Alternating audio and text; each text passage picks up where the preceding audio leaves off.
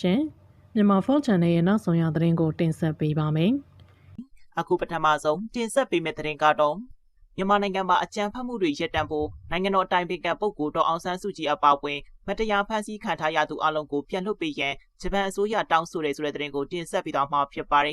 မြန်မာနိုင်ငံမှာအကြမ်းဖက်မှုတွေရပ်တန့်ဖို့နိုင်ငံတော်အတိုင်ပင်ခံပုဂ္ဂိုလ်ဒေါ်အောင်ဆန်းစုကြည်အပါအဝင်မတရားဖမ်းဆီးခံထားရသူအလုံးကိုပြန်လွှတ်ပေးဖို့နဲ့ဒီမိုကရေစီစနစ်ထူထောင်ဖို့ဂျပန်အစိုးရကတောင်းဆိုလိုက်ပါတယ်အောက်တိုဘာ1ရက်နေ့လယ်2နာရီလောက်ကတိုကျိုမြို့မှာဂျပန်နိုင်ငံသားရေးဒုဝန်ကြီးတာကုမမီယာဂျီဟာမြန်မာဒီမိုကရေစီအရေးထောက်ခံအားပေးခဲ့တဲ့ဂျပန်လွှတ်တော်အမတ်များတမကအဖွဲ့အကြံပေးပုဂ္ဂိုလ်ဥက္ကဋ္ဌရှိုအီချီခွန်ဒိုနဲ့အထွေထွေအတွင်းရေးမှူးချုပ်မီချီဟီရိုအီရှိဘရှိတို့အပါအဝင်မြန်မာအရေးလှုပ်ရှားသူတွေရဲ့တောင်းဆိုစာပေးအပ်မှုကိုလက်ခံတွေ့ဆုံပြီးနောက်ဂျပန်အစိုးရရဲ့သဘောထားရည်တည်ချက်ကိုပြောကြားလိုက်တာပါဒုနိုင်ငံသားရေးဝန်ကြီးမီယာဂျီကဂျပန်အစိုးရအနေနဲ့မြန်မာနိုင်ငံမှာဆိုးရွားတဲ့အခြေအနေတွေဆက်လက်ဖြစ်ပွားနေတဲ့အပေါ်အလေးနဲ့စိုးရိမ်နေကြောင်းပြောကြားခဲ့ပြီးမြန်မာအာဏာသိမ်းစစ်တပ်အနေနဲ့အကြမ်းဖက်မှုတွေချက်ချင်းရပ်တန့်ဖို့ဒေါ်အောင်ဆန်းစုကြည်အပါအဝင်ထိန်းသိမ်းခံထားရသူအလုံးကိုအမြန်ဆုံးလွှတ်ပေးဖို့နဲ့ဒီမိုကရေစီနိုင်ငံရေးစနစ်ကိုမြန်မြန်ဆန်ဆန်ပြန်လည်ထူထောင်ဖို့ဂျပန်အစိုးရအနေနဲ့ဆက်လက်တိုက်တွန်းသွားမယ်လို့ပြောကြားခဲ့ပါတယ်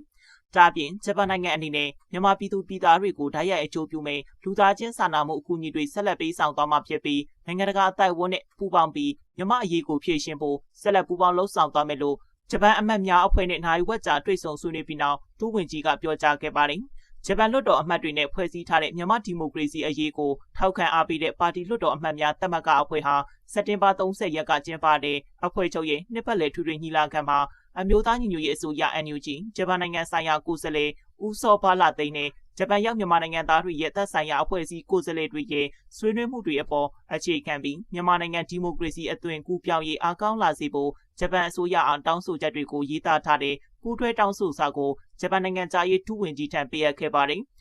်ဦးစောဘာလာသိန်းကတောင်းဆိုစာတွေမှာတော့စစ်တပ်အာဏာသိမ်းခဲ့ချိန်ကစလို့ယခုအချိန်ထိအကြမ်းဖက်စစ်အုပ်စုရဲ့စစ်ရာဇဝတ်ကျူးလွန်မှုတွေအပြစ်မဲ့ပြည်သူတွေအပေါ်လေကြောင်းမှပုံကျဲတိုက်ခိုက်နေတာတွေကိုအကိုအကားတွေနဲ့တကွသက်ဆိုင်ရာအကြောင်းအရာတွေကိုတိကျပြတ်သားစွာထည့်သွင်းရေးသားထားပြီးဂျပန်နိုင်ငံအစိုးရနဲ့ဂျပန်လွှတ်တော်အမတ်တွေအနေနဲ့စစ်ကော်မရှင်ရဲ့တရားမဝင်အတူရောင်ရွေးကောက်ပွဲကိုလုံးဝလက်မခံဖို့တွေပါဝင်တယ်လို့တောင်းဆိုစာနဲ့ပတ်သက်ပြီးရှင်းပြပါတယ်အသက်ကြီးရင့်နေပြီဖြစ်တဲ့နိုင်ငံတော်အတိုင်ပင်ခံပုဂ္ဂိုလ်ဒေါ်အောင်ဆန်းစုကြည်သမ္မတကြီးဦးဝင်းမြင့်အပါအဝင်မတရားဖမ်းဆီးထိန်းသိမ်းခံထားရသူအလုံးကိုပြန်မလွှတ်ဖဲစစ်ရာဇဝတ်မှုကျူးလွန်တာတွေမရပ်တန့်ပဲရွှေကောက်ပွဲလုပ်မယ်ဆိုတာအထိပ္ပယ်မရှိဘူးလို့မြန်မာဒီမိုကရေစီအရေးထောက်ခံအားပေးတဲ့ပါတီလွှတ်တော်အမတ်များတမကအဖွဲ့ကပြောပါတယ်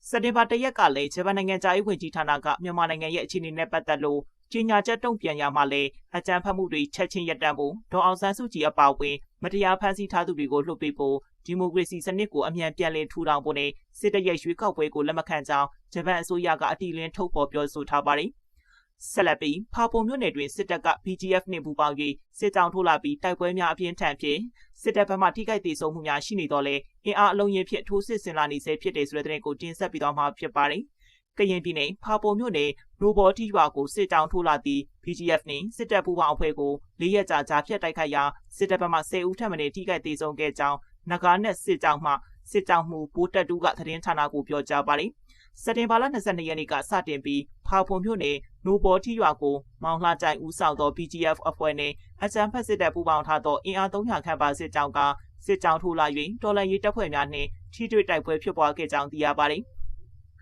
ထိုထိတွေ့တိုက်ပွဲသည်စက်တင်ဘာလ26ရက်နေ့ထိဖြစ်ပွားခဲ့ပြီးအကြမ်းဖက်စစ်တပ်ဘက်မှ10ဦးထပ်မံထိခိုက်ဒေဆုံးကနဂနက်စစ်ကြောင်း Blood Dragon ခေါ်လန်ဘက်မှလည်းတော်လှန်ရေးရဲဘော်6ဦးထိခိုက်ဒဏ်ရာရရှိခဲ့ကြောင်းသိရပါတယ်။လက်ရှိချိန်တွင်အကြမ်းဖက်စစ်တပ်ဘက်မှစစ်ကြောင်းမတိုးနိုင်တော့လေအင်အားများထပ်မံဖြစ်တင်းနေပြီးတိုက်ပွဲများဆက်လက်ဖြစ်ပွားနေကြောင်းတော်လှန်ရေးရဲဘော်များသည်လည်းစစ်ကြောင်းထပ်မံတိုးလာမည်ကိုစောင့်ကြည့်နေကြောင်းသိရပါတယ်။စက်တင်ဘာ22ရက်နေ့နံနက်ပိုင်းကစပြီးတော့နိုဘော်ဒီကျွာအနီးမှာတိုက်ပွဲစဖြစ်တာပါ26ရက်နေ့တိုက်ပွဲမှာကျွန်တော်တို့ရဲဘော်တွေထိခိုက်ဒဏ်ရာရလို့တပ်ပြန်ဆုတ်ခဲ့တယ်အစစ်ခွေးတွေကအမောင်ဘက်ကနေလာပြီး BGF ကမောင်လာကြိုင်နဲ့ပူးပေါင်းပြီးကျွန်တော်တို့ကိုစစ်ကြောင်းထိုးတာပါဟုငကနဲ့စစ်ကြောင်းမှစစ်ကြောင်းမှုဘိုးတက်တူကပြောဆိုပါတယ်ငကနဲ့စစ်ကြောင်း Blood Dragon ခေါ်လန်သည်ဖာပွန်ခရိုင်အတွင်းအချမ်းဖတ်စစ်တပ်နှင့် BGF ပူးပေါင်းအဖွဲ့တို့၏စစ်ကြောင်းထိုးမှုများကိုချိန်ဖန်များစွာကြားဖြတ်တိုက်ခိုက်နေသောအဖွဲ့ဖြစ်ပြီးမထော်စင်ဆွဲတောင်သုံးလုံးနိုဘော်တီကတိုင်တီနဲ့မဲပလီတက်စခန်းသိမ်းတိုက်ပွဲတွင်လည်းပူးပေါင်းပါဝင်ခဲ့ကြောင်းသိရပါတယ် မြေပြင်တွင်လည်းအကြမ်းဖက်စစ်တပ်ကအင်အားအလုံးကြီးဖြင့်ထပ်မံစစ်ကြောင်းထိုးရန်ပြင်ဆင်နေခြင်းကြောင့်ခဲယမ်းဖြစ်တင်ရန်နှင့်ဒဏ်ရာရရဲဘော်များကိုစေဝါကူတာရန်စေဝါများလည်းလိုအပ်လျက်ရှိပြီးပြည်သူများပူးပေါင်းပါဝင်ကြရန်မြစ်တာရက်ခံကြောင်းငကနက်စစ်ကြောင်းမှစစ်ကြောင်းမှုဗိုလ်တပ်တူကဆက်လက်ပြောဆိုပါသည်ဆက်လက်ပြီးကျန်းဖို့ပါတီတို့မင်းအောင်လှိုင်စစ်လို့သည့်စစ်ဗိုလ်ချုပ်များအတွက်ရွေးကောက်ပွဲဝင်ပြီးကုန်ကြစရိတ်နှင့်မဲဆွယ်စည်းရုံးရေးစည်းရိတ်များအပြီးစီးယူဆောင်လာဟုဆိုပါတီရေးရာစီမံခန့်ခွဲမှုကိစ္စများဗဟိုကော်မတီဝင်အဆင့်ပင်တည်ခွင့်မရှိတော့ဆိုတဲ့သတင်းကိုတင်ဆက်ပေးသွားမှာဖြစ်ပါတယ်။ကျန်းဖို့ပါတီတို့မင်းအောင်လှိုင်စစ်လို့သည့်စစ်ဗိုလ်ချုပ်ကြီးများအတွက်ရွေးကောက်ပွဲဝင်ပြီးကုန်ကြစရိတ်နှင့်မဲဆွယ်စည်းရုံးရေးစည်းရိတ်များအပြီးစီးယူဆောင်လာသည်ဟုသိရှိထားကြောင်းကြန့်ခိုင်ရေးပါတီသတင်းရင်းမြစ်ကပြောဆိုပါတယ်။စစ်တပ်မှလက်ရှိတာဝန်ထမ်းဆောင်နေသောမျိုးစောအောင်လင်းတွေညထွန်းဦးတင်အောင်ဆန်းနှင့်ဒုတိယဗိုလ်ချုပ်ကြီး6ဦးဖြစ်ကြသည့်စစ်တပ်ကာကွယ်ရေးပစ္စည်းထုတ်လုပ်ရေးအရာရှိချုပ်ဟောင်းဒုတိယဗိုလ်ချုပ်ကြီးကံမြင့်တန်း OTS 66အမှတ်3စစ်စင်ရေးအထူးအဖွဲ့မှူးဒုဗိုလ်ချုပ်ကြီးတေစာကျော် DSA 28အမှတ်6စစ်စင်ရေးအထူးအဖွဲ့မှူးဒုဗိုလ်ချုပ်ကြီးတပ်ပုံ DSA 29စီရေးချုပ်ဒုဗိုလ်ချုပ်ကြီးဖုံမြန် OTS 83စစ်ရာထူးခန့်ချုပ်ဒုဗိုလ်ချုပ်ကြီးလင်းအောင် DSA 26တပ်မတော်စစ်စေးရေးနှင့်စည်ရင်စစ်ချုပ်ကြီးရည်လေးဒုဗိုလ်ချုပ်ကြီးစိုးတင်နိုင် DSA 31တို့အပါအဝင်မင်းအောင်လှိုင်ဆေးလုပ်ခဲ့သောစစ်တပ်အရာရှိများဌာနဆိုင်ရာအရာရှိများမှကျန်းဖို့ပါတီမှတစဉ်ရွေးကောက်ပွဲဝင်ကြမည်ဖြစ်ကြောင်းထို့သောရွေးကောက်ပွဲဝင်ရာတွင်၎င်းတို့ရွေးကောက်ပွဲဝင်မည့်ကုန်ကြစိတ်များနှင့်မဲဆွယ်စည်းရုံးစည်းရိတ်များကိုပါတပါးလေးယူဆောင်လာပြီးကျန်းဖို့ပါတီကမြည်သည့်ကုန်ကြမှုမှာထပ်မံစိုက်စီရမလို့ကြောင်းသိရပါသည်တက်ကလာတဲ့ကိုယ်စလဲလောင်းတွေကမဲဆွယ်စည်းရုံးစည်းရိတ်ကစလို့ကိုယ်စလဲလောင်းစရိတ်အကုန်လုံးတပါးလေးယူလာတယ်လို့သိရတယ်ပါတီဘက်ကဘာမှစိုက်ထုတ်စီရမလို့ဘူးလို့သိရတယ်လူတွေရောငွေကြေးတွေရောတပါးလေးပါတာနောက်ပြီးသူတို့ရုံအဖွဲ့တွေနဲ့သူတို့လာကြတာပါတီဘက်ကဘာမှစီစဉ်ပေးစရာမလိုဘူးဥပမာဆိုရင်ဗိုလ်ချုပ်ကြီးအောင်လင်းထွေးဆိုရင်ရွေးကောက်ပွဲဝင်ဖို့အတွက်သူ့ရဲ့ကိုရေးအရာရှိအဖွဲ့နဲ့ရုံအဖွဲ့ကပါတီကိုလာပြီးကိုရေးအကျဉ်းဖြည့်တာလိုအပ်တဲ့စာရွက်စာတမ်းလာတင်တာတွေလုပ်တယ်သူတို့လူကြီးလာရင်ရုံထိုင်မဲ့နေရာအခန်းခါအစားပါတီဌာနချုပ်မှလာကြည့်ပြီးစီစဉ်နေဟုကြန့်ခိုင်ရေးပါတီသတင်းရင်းမြစ်ကပြောဆိုပါတယ်လက်ရှိကြန့်ခိုင်ရေးပါတီတွင်အမတ်လောင်းများရွေးချယ်မှုနှင့်ပတ်သက်ပြီး၎င်းရွေးကောက်ပွဲအပြီးဖြစ်ပေါ်လာနိုင်သောအခင်းအကျင်းများနှင့်ပတ်သက်ပြီးမင်းအောင်လှိုင်ကပင်အဆအအရာစီစဉ်ညွှန်ကြားနေပြီးပါတီဥက္ကဋ္ဌခင်ရင်ဗဟိုအလုံးမှုဆောင်နှင့်မင်းအောင်လှိုင်တို့အကြားဓာတ်ရိုက်ညွှန်ကြားမှုခံယူလုံးဆောင်နေကြောင်းသိရှိရပါတယ်။ပါတီကတက်ချုပ်ရဲ့ညွှန်ကြားမှုခံယူလုံးနေတယ်လို့ဒီလိုပဲပြောလို့ရပါတယ်။ဗဟိုကော်မတီဝင်အဆင့်တောင်မှသိခွင့်မရှိတော့ဘူး။တချို့ကိစ္စတွေကဥက္ကဋ္ဌ CEC နဲ့တက်ချုပ်အကြားမှာဓာတ်ရိုက်လုံးနေကြတာဟုကြန့်ခိုင်ရေးပါတီသတင်းရင်းမြစ်ကပြောဆိုပါတယ်။အကြံဖက်စစ်ကောင်ဆောင်မင်းအောင်လှိုင်အမိန့်ဖြင့်ကြက်ဖို့ပါတီတို့ဗိုလ်ချုပ်ကြီးအဆင့်မှအောက်ခြေအဆင့်အထိစစ်အရာရှိများရုံးအုပ်များနှင့်တက်ချက်ကြီးစည်ရင်းများပါမကျန်စုစုပေါင်းအင်အား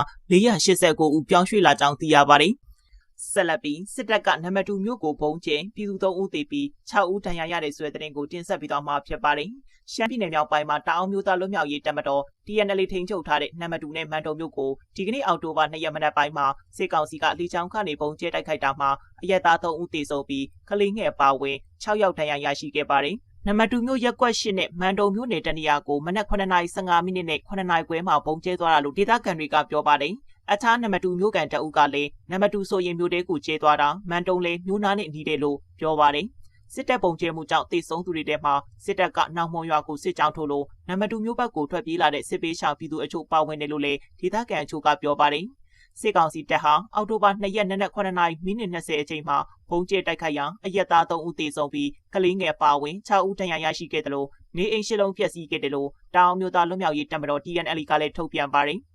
ပြည်သူလူထုတွေတည်ရှိရာကိုဦးတည်ပြီးရည်ရွယ်ချက်ရှိရှိနဲ့လေကြောင်းကနေနံပါတ်2မြို့မှာဘုံတစ်လုံးနဲ့မန်တုံမြို့မှာဘုံလေးလုံးကျဲချတိုက်ခိုက်ခဲ့တာလို့ဆိုပါတယ်။ဒါပြင်မန်တုံမြို့အနီးကိုလည်းဂျက်ဖိုက်တာ2စီးနဲ့ဘုံကျဲတာဖြစ်ပြီးလူထိခိုက်မှုအခြေအနေကိုမသိရသေးဘူးလို့ရှမ်းမြောက်သတင်းရင်းမြစ်ကပြောပါတယ်။ TNL ဟာ2023အောက်တိုဘာ29ရက်ကစတင်ခဲ့တဲ့2029စစ်စင်ရေးနဲ့အတူရှမ်းပြည်နယ်မြောက်ပိုင်းကကြောင်မဲမြို့တီဘောနန်ဆန်မိုင်းလုံမိုးမိတ်မန်တုံနံပါတ်2ကော့ခိုင်နောင်ချိုနှန်ခမ်းမိုင်းငေါ်မြို့နယ်မန္တလေးတိုင်းကမိုးကုတ်မြို့ကိုတင်ယူခဲ့တာပါ